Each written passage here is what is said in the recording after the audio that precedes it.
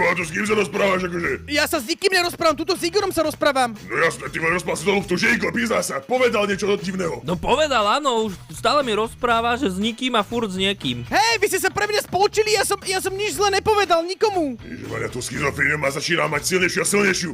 To treba nejako z teba vytreskať. Ne, prosím, dajte, nebí ma. Ale bude treba, ty si neviem na nás. Ty ma bývaš, ty si neviem. Nebí ma. Au. Hej, prestaň ma už mlátiť tým remeňom, prestaň. Je tu Igor, to je hamba. To je jaká hamba? Igor, vypadni odtiaľ, toto je naša vec. Dobre, Čau, Igor, maj sa. Ježišmaria, ty sviňar, ešte asi budeš na mňa dohľovať. Prestaň, lebo ťa nahlásim na sociálku. Ty mi sa budeš vyrádzať so sociálkou? Vieš čo, pôjdeš von na lúžaj a budeš mi umývať auto. A čo keď nebudem ti umývať auto? To sa znova zrebeň, dobre?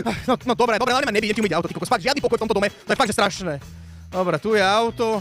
Neviem, niekde si zoberiem vodu a idem ho umyť. Dobre, samozrejme, takto tatkovi čistíme auto, normálne ma to nebaví, toto je fakt, že najhoršia robota, ale aspoň to bude mať... Na koho nadávaš, že som to počul?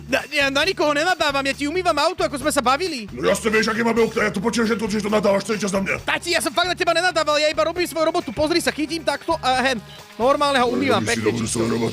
Tu je škrabanec, ty si mi tu dial škrabanec. Ja som ti tam som ešte ani neumýval, ja som umýval iba tú ľavú časť. Ale si to počkal.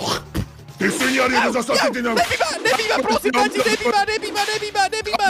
Ty sviňar. Sviňar, jeden zastavte, tak mi takto pochváľať. Na zem! Polícia, na zem! No ja nejdem na zem, čo mi tu budeš hovoriť, deci? Na zem som povedal!